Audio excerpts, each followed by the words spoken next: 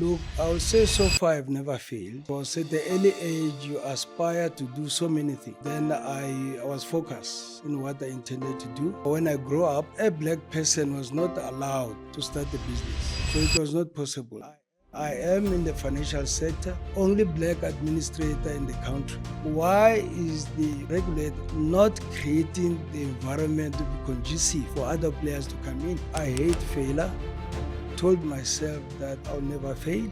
That's a promise I made for myself. There are industries or sector of our economy where there are less black players, and that's where I want to be.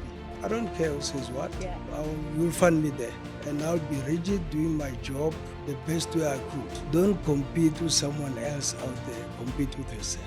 Equip yourself with the knowledge, necessary skill for you to achieve your dreams.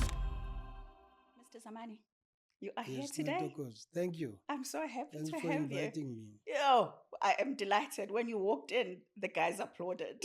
Oh, is Like, it? yay, he made it. Am I so scant?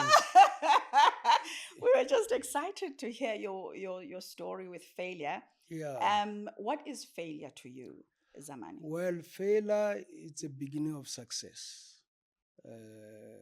Once a person has done something in an era, it should treat that as an education. You don't just grow up and start running, you crawl. Yeah. So failure is part of the process in which one will become successful. Yeah, without failure, you will never learn. You become complacent. But if you fail to do something that you have planned, it means your planning was not proper. Therefore, you need to take an introspection to correct your plans so that you don't fail. Yeah. And growing up Yes. as the Zamani who was in his 20s, in your Correct. 30s, what was failure to you then? And what has your growth and maturity changed in what you see as failure? Look, I would say so far I've never failed.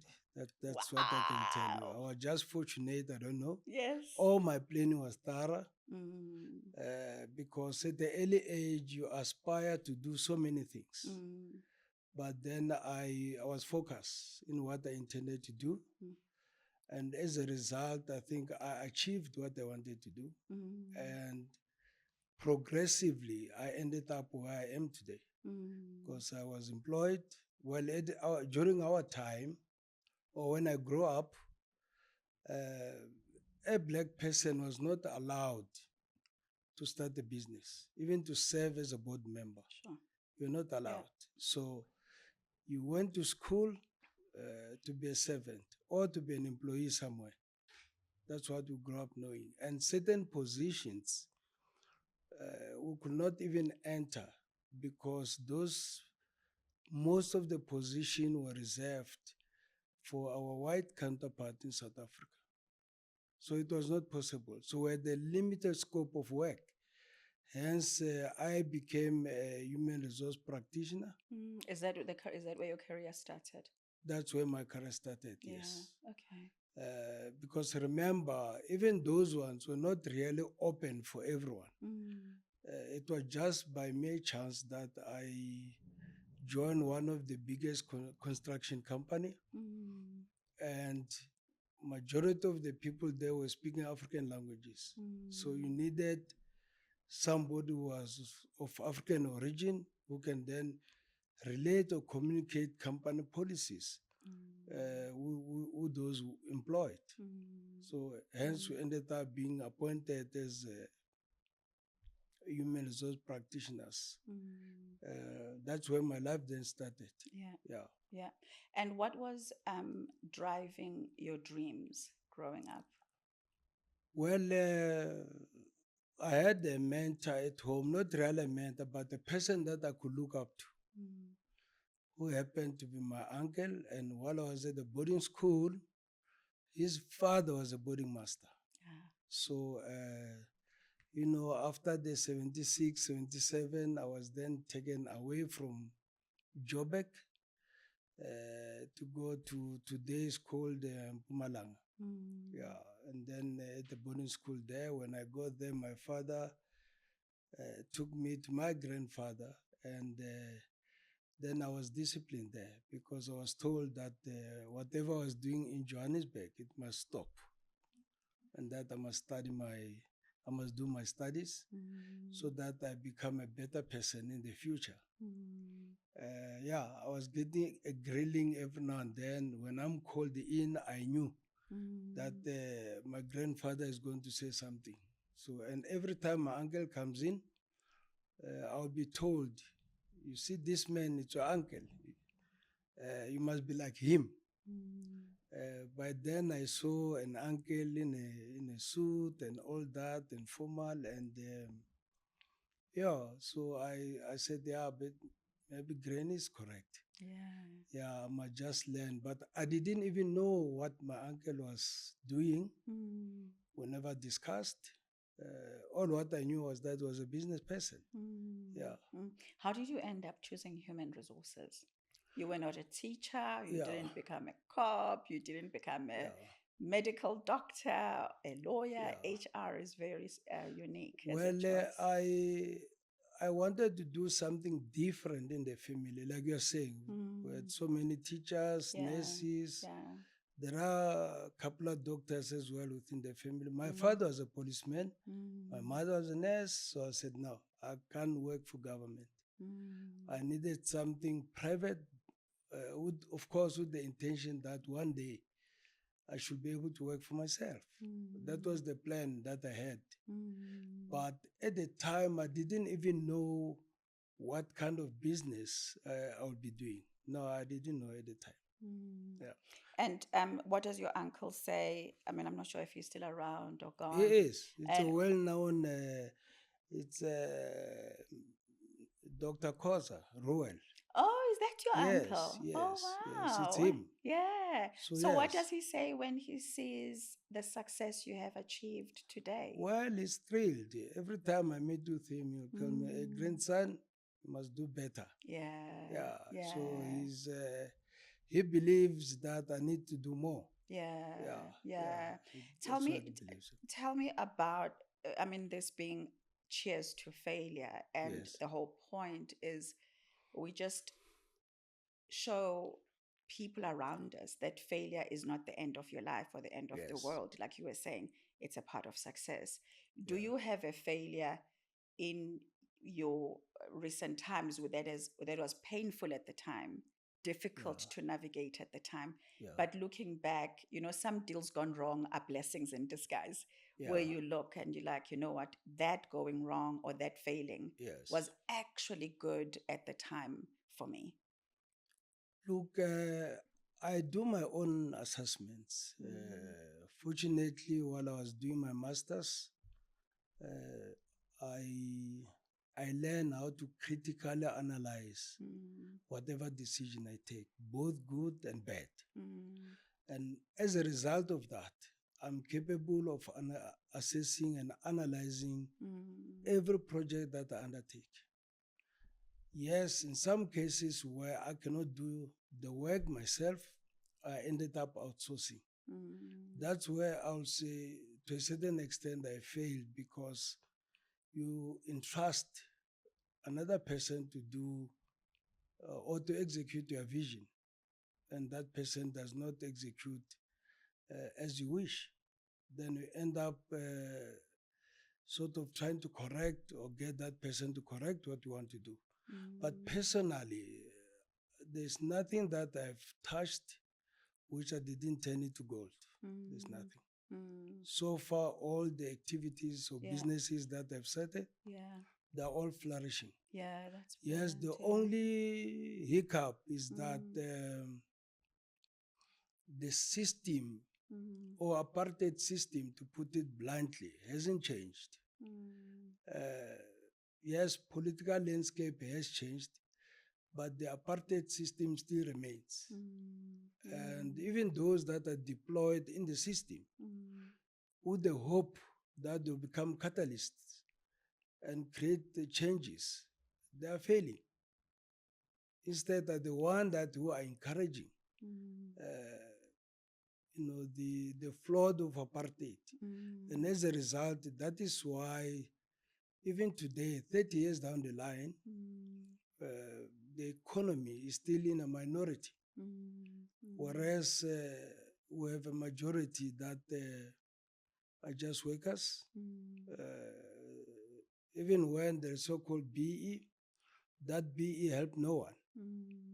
Only a few that happen to be at the top there as BE. But for me, they're not really BE. They're not entrepreneurs. BE should be entrepreneurs that come up with certain innovativeness, coming up with ideas, to build the economy in the country. Currently, we don't have that. We see deals that are being signed, but there's no job creation. The economy does not grow. The economy, like I said, is still in a minority. And that minority will never satisfy the needs or the requirements of a country. That's where we find ourselves where we are. Yeah. So, there's conversations that I had which says for our economy to shift, we have to be a country that is conducive for entrepreneurs to thrive. Yes. Whether with the policies we set, the barriers to trade, with access to market, and everything else. Yeah. What is your recipe that you would give an entrepreneur today who wants to achieve the level of success that Zamani is achieving? Look, it's very difficult. Like I'm saying to you, the difficulty is that the players or the leaders that are supposed to be transforming the country as a whole, not partially, are lacking. We don't have that kind of a leadership. If an entrepreneur has an idea to implement, that entrepreneur is not encouraged by anyone, even government is not supportive of that. You can't really come up with an idea and you end up in a bank and the bank support you. There's no infrastructure or foundation that you can use to be supported. So we're not encouraging, or the country or the government is not encouraging entrepreneurship. And that is why you will have big companies that are doing everything. They own the banks, they're in security, they're in food, you name them. They're everywhere. Now, if one company, it's like an amoeba, where else will the entrepreneur come in? There's no room. Yes. Hence, you'll only hear the shouting about unemployment, want to be employed, because we're in a situation, we're trapped, in fact. We're in a situation where you can't do anything. Yeah, your hands are tied at the back. So you can't fight if your hands are tied to the back. You need somebody's hands must be loose so that he or she is capable of doing something. In our case, we're not. You can't go to the bank and apply for a loan. No. After 1948, the Afrikaner regime made sure that they established their own insurance companies, that they introduced or created their own banks, funding their farmers, funding almost everyone. When this government took over in 1994, 1995, till today we're struggling to open up a bank. A state-owned bank we don't have. We don't have. So that's the basic and the fundamentals. That's where we needed to start. That's where the roots are. Yeah. So now if it's a tree that does not have the roots, that tree will never grow. So that's where we are. The problem is that for as long as there's no support structure, no entrepreneur that will come up and be a better business person going forward in the country. The economy will stay where it is. So there will be no shift. And the worst part of it is that the majority will multiply for less and less and less. Yes, that's the direction which Yeah. we're going. Yeah. So Yeah, when you talk to other entrepreneurs that you mentor or coach who look yeah, to you, your uncle yes, played a role to guide you yes, or to remind you to kind of stay focused and do yeah, great things with your life. correct. What do you give those people you are coaching so that they Yeah, can navigate the system that is not set up yeah. for successful entrepreneurship? Well, my word of advice to those that I've engaged with Mm, is for, I always say to them, they must identify something that they know they have capacity on. And they need to equip themselves and approach people like me for support. mm, Then I'm amenable to look at that and mm, assist and so give mm, my support in whichever way I can. mm, I'll be able to support that. mm. I don't see in any other form where entrepreneurs in this country will be able to do something. Yeah, No, yeah, you will yeah. always be surprised. I mean, we had some cases, for instance, of it's a known case of the SMSs, for instance, Yeah. where somebody invented something, right? And a big conglomerate is using it. They're getting revenue on that. But that person, for him to get, you know, a piece of the pie, he had to go to various courts, from lower courts, constitutional court, back, and all that. Where's the support structure? Mm, Where is the law that says, look, if this is an intellectual property for that particular individual, share something. mm. So these are the challenges that Yeah, we're witnessing on the day-to-day basis. yeah.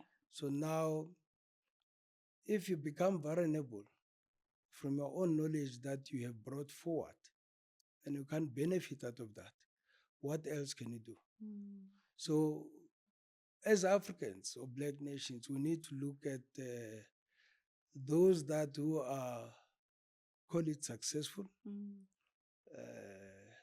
If I'm an entrepreneur, go closer to those individuals and have some discussions around the table mm, and see how far it can be supported or assisted. mm, mm. So far, I think that will be the Yeah. one of the best possible way in which we can encourage growth, or we Mm, can maybe after some 30 years we can have an economy in our hands, or part of the economy into our hands. mm. Because even this economy that we're talking about, this is not an African economy. It's an import. We've imported it into our beloved country, and we Mm. are copying or duplicating it. Yeah. So we didn't create our own. So it's fine. Let's learn from something instead of reinventing, but we need to improve out of it. We Mm. can't be dancing around something that we don't know. Mm-mm. Yeah. Mm-mm. Because first we must learn what is this economy all about, understand it, then how do we then grow out of that? Are you swamped with it? Or are you able to do something out of that economy so Mm. that you create your own economy? Mm. That would be the best possible way. But Mm. the current situation in which we are is just a dichotomy, which for me it's mind boggling, because Africa is supposed to be the richest country or continent in the world. Africa. Yeah. We have everything in Africa.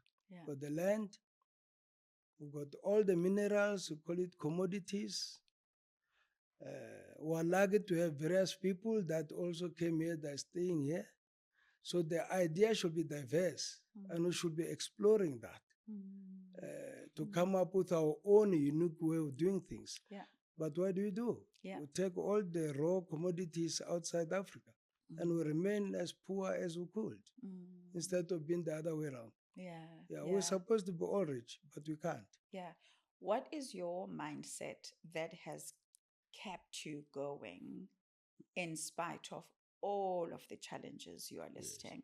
Yes. Because it takes a specific way of thinking, Yeah. it takes a specific way of believing Yes. so that you don't give up. So, what would you say if somebody, you talked about, your analytical mind? Yes. What are your three things that you like? My mindset, actually, I'm wired like this. That's why Yeah. I've kind of lasted and had the staying power that you Yeah. have. First, I'm not a coward. Mm. You got to be brave. You got to take calculated risk, not just another risk. Your risk that you take must be calculated. And you need to make sure that you empower yourself with the knowledge so that whoever tried to test you, they find you to be solid.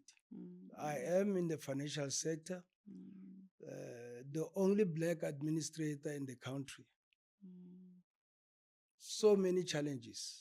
Administrator in what way so that I'm people can doing understand? pension fund administration. Okay. Yes. Yeah. Pension fund administration involves creating different schemes, especially whether you call it defined contribution funds, Mm. defined benefit funds, those are pure pension funds. And the other one, of course, it's either a provident fund or defined contribution Mm. funds. Mm. Mm.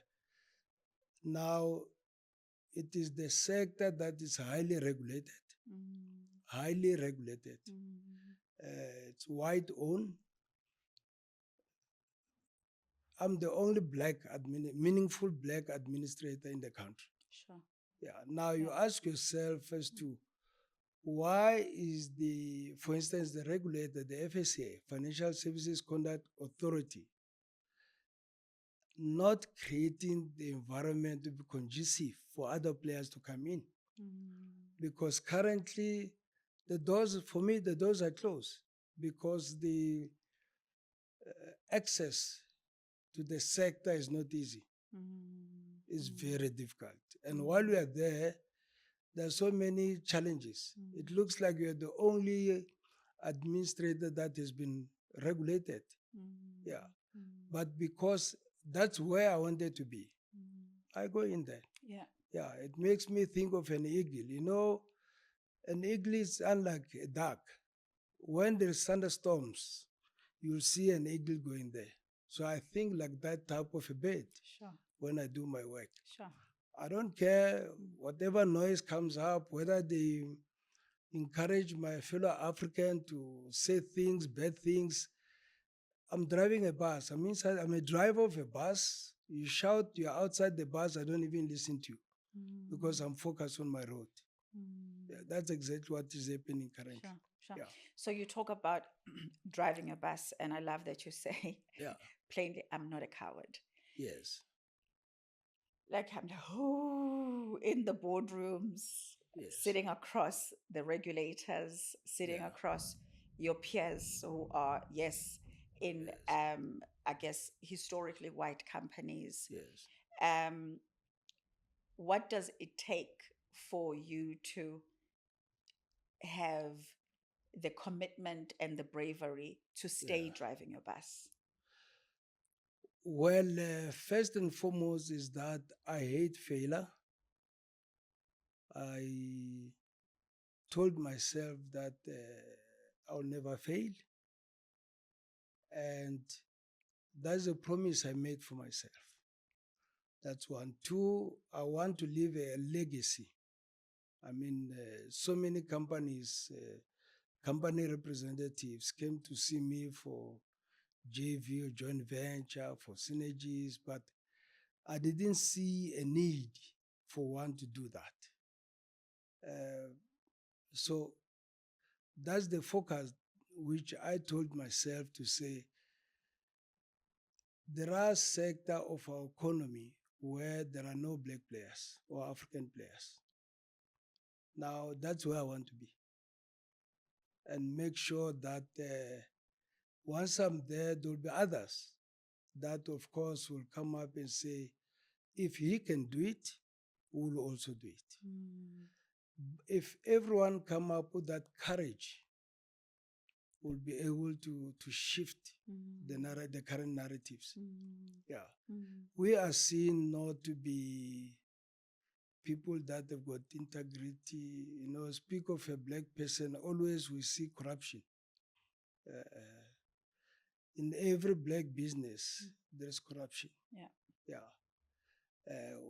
But, we're the biggest firm with, being listed. And so much investment we made, companies bought equities worldwide. Steinhoff, I'm referring to Steinhoff. There's no notes or remarks that, but this was a full corruption. No. Some certain statements were used to justify the existence of Steinhoff. I'm just giving that as an example. Yeah. If it was a black firm or black company, it could have been different. So that politics is still playing a game, a very negative game. So with me, like I said, there are industries or sector of our economy where there are less black players, and that's where I want to be. Yeah, I don't care who says what. Yeah. You'll find me there. Yeah. And I'll be rigid doing my job the best way I could. Yeah. Maybe 3 times better than my white counterpart. Yes, that's the aim. Yeah. Let's talk about leading your team. Yes. And in teams, I mean, you can't be in everything. Correct. You cannot be in every meeting. Yes.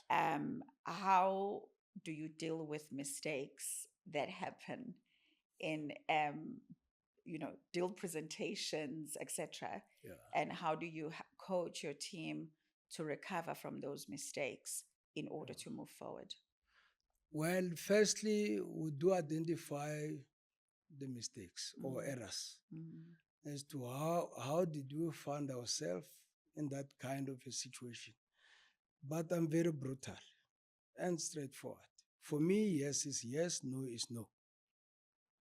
I will not spare a person to try and sugarcoat a bitter pill. I don't do that. If a person has done wrong, I'll tell that person, look, you've done wrong here. This is what you should have done. So make sure going forward, you don't repeat. Because by repeating the very same mistakes, we're not moving, we're standing still or we're going backwards. So we don't want to go, we want to progress. Because going backwards, there are costs involved, there is time, manpower, there are a lot of things that are involved. So there's no growth. So I do make sure that my team get, the other part of me. But otherwise, other than that, no, I'm a jolly person. You'll never know. Just don't make mistakes twice. No, you don't repeat. Then the nice parts of me will disappear. Yeah, remember, same mistake is no longer a mistake. It becomes a habit. Yeah.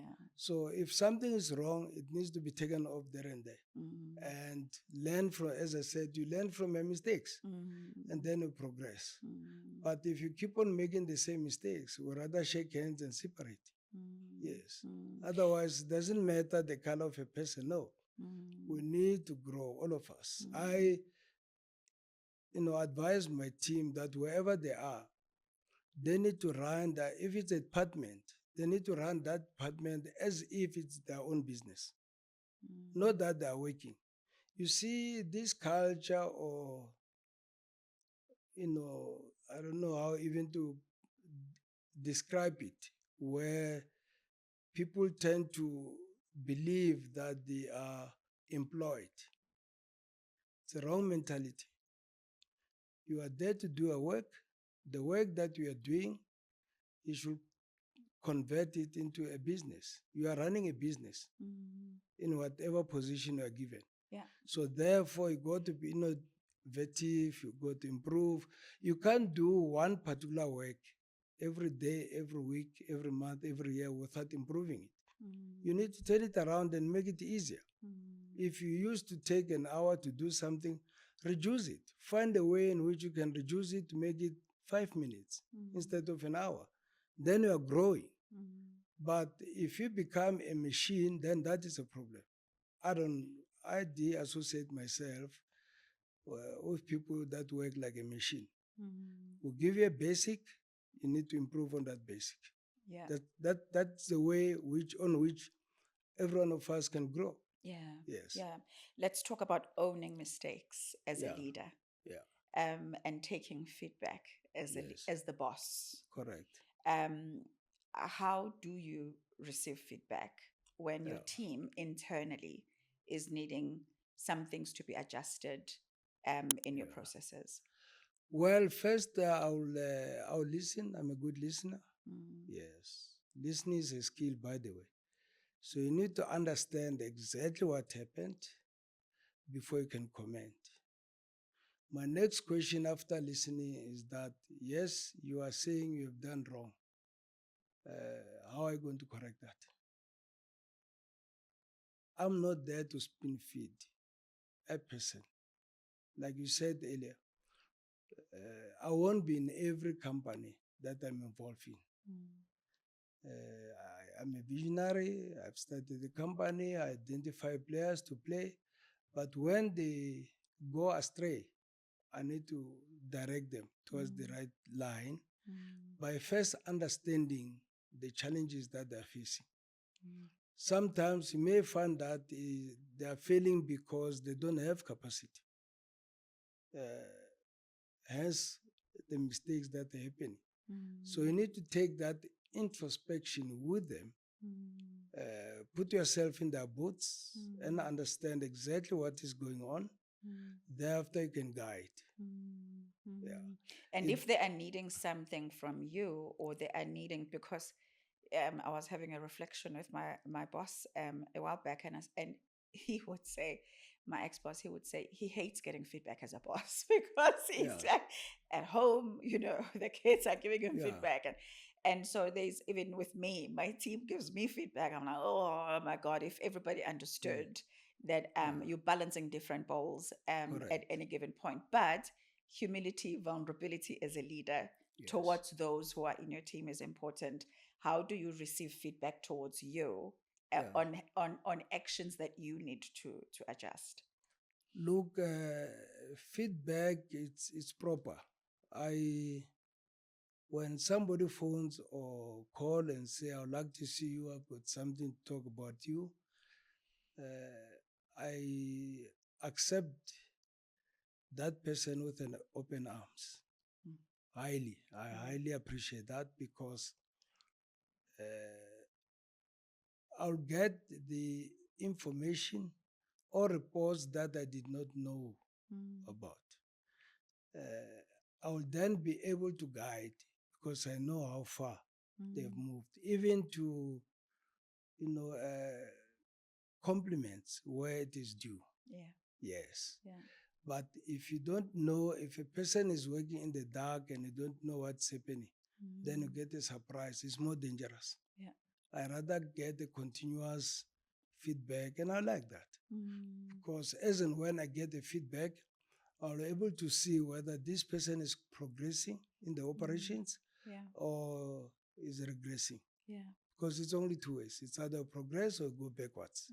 So, yes, feedback, it's sometimes, like you say, yes, if you get something that is completely negative, not that I don't get cross, I do, but I tend to hide it so that that person can understand that I welcome, even when something is not right, and we can sort it out together. I encourage that. Yeah, that's beautiful. It's very important. Yes. Yeah. How do you deal with corporate politics? What is corporate politics to you as Zamani? I enjoy asking that question. What does it mean to you, and how do you deal with it? Well, in the main, it's dealing with personalities. There is no politics in corporate. It's personalities. There are those who I would say like gossiping, talking about others. And as and when they do that, they lose focus in what they are employed to do or what is expected of them. Because the minute you start analyzing another person, not analyzing your own work, then you are not working. Now, I do advise or tell my colleagues that gossip is my number one enemy. Mm. If the information, which I did in the past, if the information come to my attention, I will investigate or instruct HR to investigate and give me a report.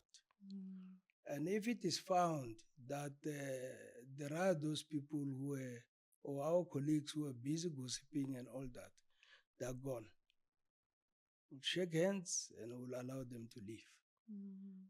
Because I make sure that every one of our colleagues, they don't gossip. So that's how you can then eliminate, like you say, like we are calling it, corporate politics. And as I'm saying to you, it's personalities.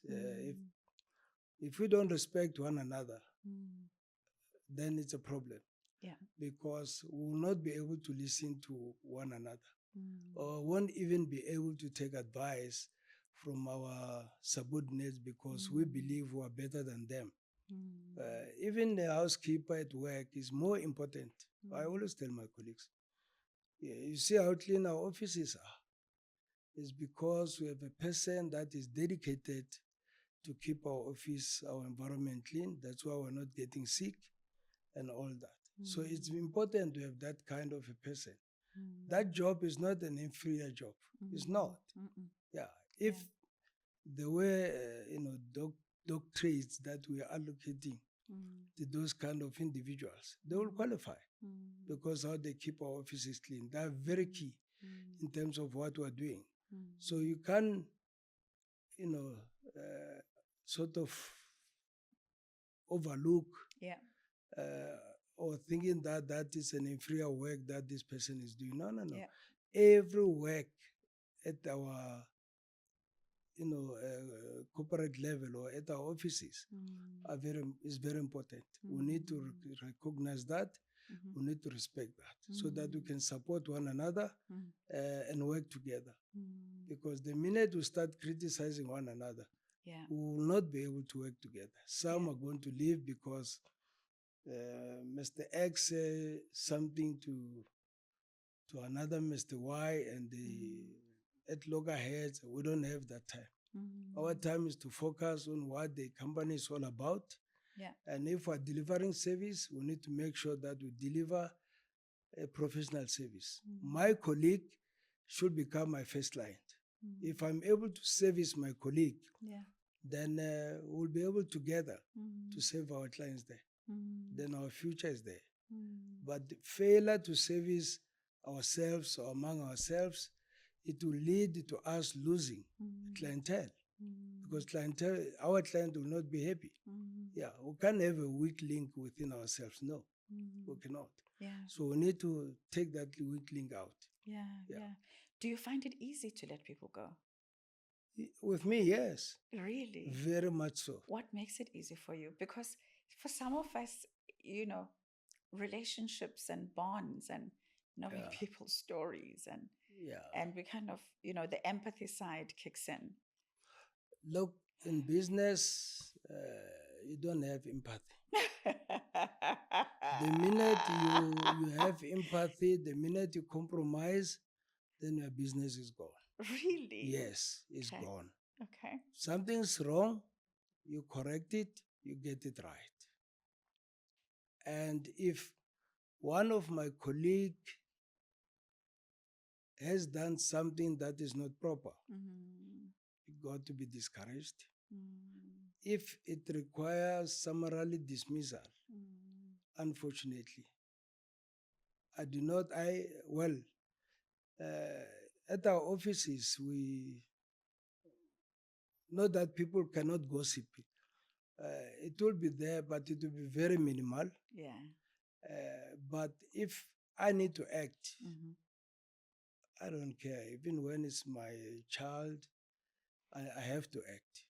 I need to give an exemplary so that others don't do it. Yeah. That's the only way, unfortunately. Yeah. We got to be thorough. We got to make sure that if something is wrong, it gets corrected.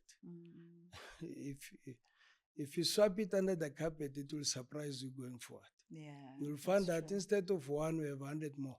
That's true. And you can't control anymore. It becomes uncontrollable. So the earlier you clean it, the better. That's true. That's true. It's difficult. It's not an easy task to say to a person, sorry, we cannot keep you. But somebody must take a decision. I'm not scared to do that. I've done it in my life. How do you what do I want to say, ground yourself?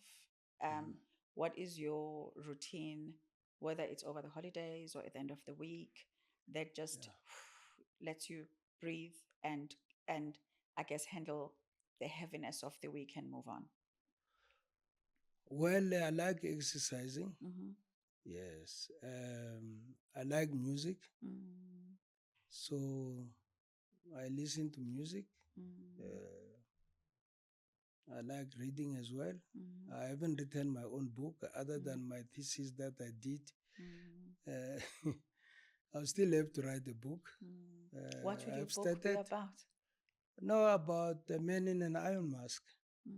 It's the book that my principal gave me at my secondary school, because I was one of the top flying student, and he called me in the assembly and he gave me that book. So that book has always been in my brains to say, but I asked him once to say, Mr. Principal, it was Professor Ngubeni. I went to him, I said, why did you choose this book for me? He said to me, no, one day you'll know. Sure. I'm not going to give you the answer. How old were you when you were given, the book is called The Man in the Iron Mask? In an Iron Mask, yes. How long, what age were you? That was over 30 years ago now. In high school? Yeah, in high school, secondary school. Now, when I look at it, he has created a picture for who I must become. So that iron body is still there, which now it must be ruptured, it must multiply. And the only way in which it can be ruptured is to put it in somewhere in writing for another person to read it and understand, firstly, where we come from as a black nation and where we're going. Are we going to be extinct or remain as poor as we can, or we'll turn around the clock? And we can turn around the clock. We're in a majority in this country. There's no reason whatsoever why are we not working together. Other than, of course, that those that were used as rent a black person to be a front and be given all these nice goodies, driving a good car, credit card, do entertainment for your own fellow Africans, and you drink as much as you can, and they get the business the following day. That kind of a behavior and lifestyle must come to an end one day. Yes. When you gather, you must gather for good reasons. Not only always it's about whiskey or beer or coffee, those who are not drinking, or those who are teetotalers. No. We need, when we meet and gather, that 10, 15 minutes, it should be something that when one walk outside the door, should go and do something there. And if every one of us can have that motto and a line of thinking, then we'll change the face of this country. But for as long as we want to have nice things and we'll become complacent, we want to have a quick buck within a couple of months. So life is not like that. What is the role of your inner circle? Who is the person you phone Yeah. to be in thinking mode with you, to test some of the choices you want to make. Yeah. And, do you lean into someone for such, I guess, support as Zamani? No, I don't. I don't have, but I do test my line of thinking with those that I know they are almost at my, or even better than my level. In terms of businesses, they are far ahead of me. I'm referring to money that they've made. Like what levels of money? If you were to give it a number. I speak of billions. There are guys that have got billions in this country, and you'll never know of them. Yeah, but I happen to know because when we started working, we're together, and we do meet every now and then and discuss. I visit his house, one particular visit his house. We engage. I admire what he did. The type of house that he stays in and all that. And I check with him some of my line of thinking.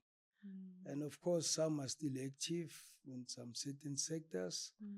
And because we're together in the dungeons before, we share almost similar type of thinking. How do we cross this river? Yeah. There's no bridge. Yeah. How do you cross over? Yeah. So that's where then we engage. Yeah. Face to face, critique or criticize one another, and say, let's take this line of march. If you have challenges, phone, or let's see how we can move out. So I do get engaged with some, but ultimately I do make my own mind. I'm not getting influenced by another person.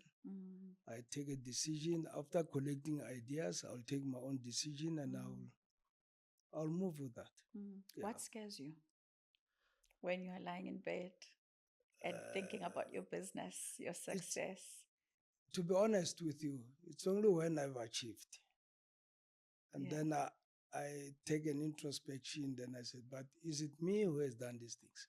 Sure. That's the only part when I've achieved. Yeah. But when I have decided to do something, like take for instance, I decided to build a hotel in Kempton Park, right? Yeah. What's the name of the hotel? It's now operated by Radisson. It's called Radisson Destiny. Kempton Park, It was Destiny Exclusive Hotel. Okay. Trading now as Radisson or Tambo Airport. Yeah, that's huge. That's a big hotel, yeah. Yeah, it's fully operational. When I drive in there, I look at the building. I don't believe that it's me who came up with that idea. I don't believe so.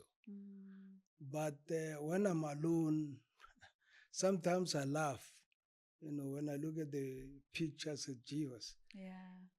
Is this part of what I wanted to achieve? Fortunately, I've completed. It's working. Occupancy is almost 100%. Yeah, because with the hotel and the ICC, it's working. It's working, yeah. So it's only that part. Otherwise, like I told you earlier, I am not a coward. If I have planned to do something, I'll work it out. I'll get the necessary professionals like the architect, to name the other professions as well, town planners and all that. And I'll identify, because there are many of them. So I don't just take another. I'll make sure that this kind of a person or professional has done this work before and where. I'll do that work on my own, spade work. Sometimes, yes, I'll ask my colleague to say, please check for me this person. How far has he done his work or her work? Based on that assessment and analysis, then I'll have that person to fly with me. Otherwise, no. Yeah. Have you lost money? Made bets that have lost you money? Yes, because of trust. I trusted one of the person or asset manager I knew, for instance, to invest my pension. And And I said to this person, look, this is the pension that I've worked for the last 30 years. Mm.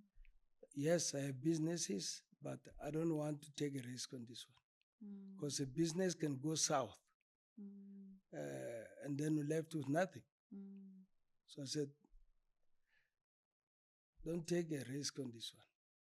Yeah, it should be on a preservation fund. And that person did not do that.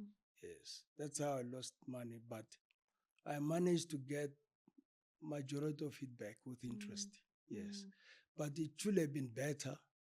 Yes. So it was not a complete loss. Did you forgive yourself for making that, for trusting that person? Yes, I did, because, yeah.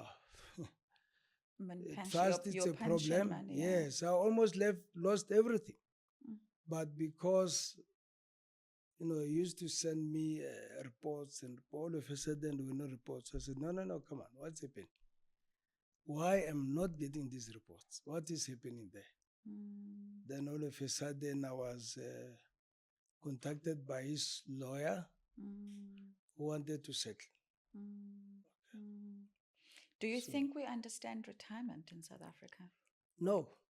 Not only in South Africa, by the way. In the world. Yes, not only in South Africa. At one stage, I was a chairperson and a president of the Institute of Retirement Fund South Africa, which I changed during my tenure to be an Institute of Retirement Fund Africa, because we had delegations in our conference from most of the African countries. That's why I recommended to my board that we change that name to include everyone. During my tenure, I was invited, for instance, to UK, where we had a teleconference with the European Union members, 53 countries. Yeah. The calls that I received there, I could see that there are very few people in the world that understand retirement funding. Very few.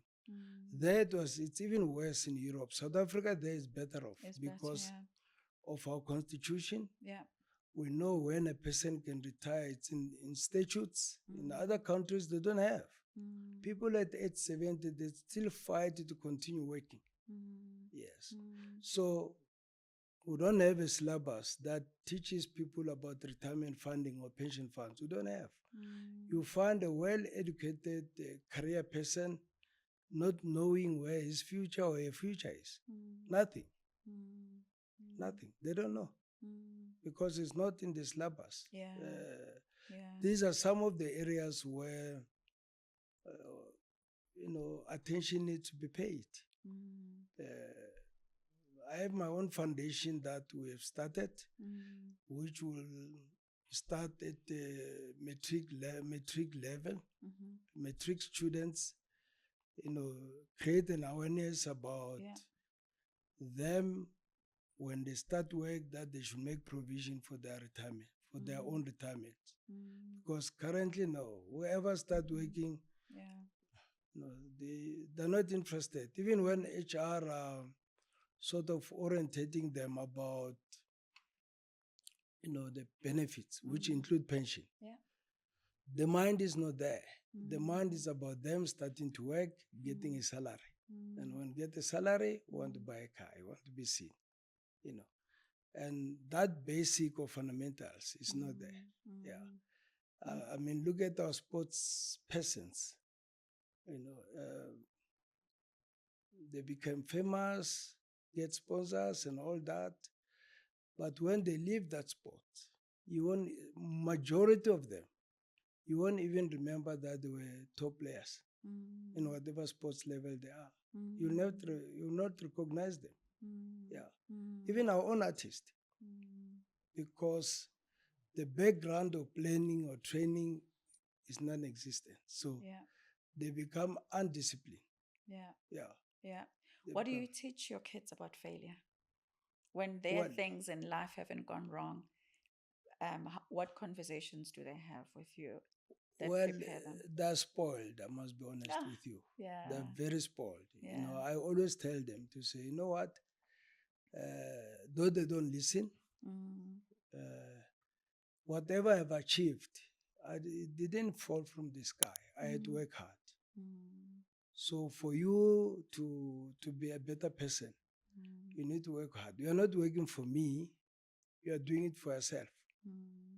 But still, it's very difficult to get them to understand the future or the danger of facing the world on your own. It's very difficult. They don't understand that language. See, they grow up getting almost everything in the house. So even when you try to say, wake up, no, it's very difficult for my kids. I must be open. Yeah, it's not something that you can say to them, just imitate your parent. Yeah. Your dad is doing well. Where is your challenge? Yeah. You see, life in most cases it's about your innermost feeling. It must come from within. If you place yourself in a certain environment and you want to achieve something in life, it doesn't matter whether you come from a poor family or a rich family, or it's a better wealth, better off family. It doesn't. It's about you as a person. And that's where we are lacking as a nation. Because if, like the question you're asking, my kids, they think that everything is theirs. They expect me to drop so that they can enjoy, because I'm not giving them. Said, no, go and work. I'm not saying there you can have this and go and buy this. And so now, do something for you to deserve what I must give it to you. So I'm teaching them to learn on how to take care of themselves. Though it's a difficult part to inculcate it to the kids or children. It's not an easy part. Look, kids that grow up with the tea and the milk and bread, buttered bread for that matter, they don't see the future. They don't aspire to drive a car one day or buy a bicycle. No. They see things here and at home they get in, it's cold, they just press the button in the corner and then it's warm. You know. But those in the majority, those that are making it, are those that they grow up, there is nothing at home. And they know that they must achieve something. That's where the challenge is. Let's talk to a young Zamani who is 30 years old and dreams of owning the Redison. His own Redison one day. He's listening to you in the car now. What would you offer that person as a recipe to push forward until their Redison is almost at 100% occupancy? Look, my advice would be create your own leather. Create your own leather. Don't compete with someone else out there. Compete with yourself. Equip yourself with the knowledge, necessary skill for you to achieve your dreams. Where you reach a stumbling block, ask questions. Empower yourself. Once you are empowered, there's nothing impossible. You can do better than the current Radisson that you see. Far better than it. Because you'll have the know-how, even when you didn't do it before, the experience that somebody else has done, that will become your educational level. Experience is always a better teacher. Yes. But if you want to get an easy way of doing things, that easy way does not exist. It will become a disaster. Well, on that note, that is cheers to failure with you, Zamani. Thank you so much. You are most welcome. This was beautiful.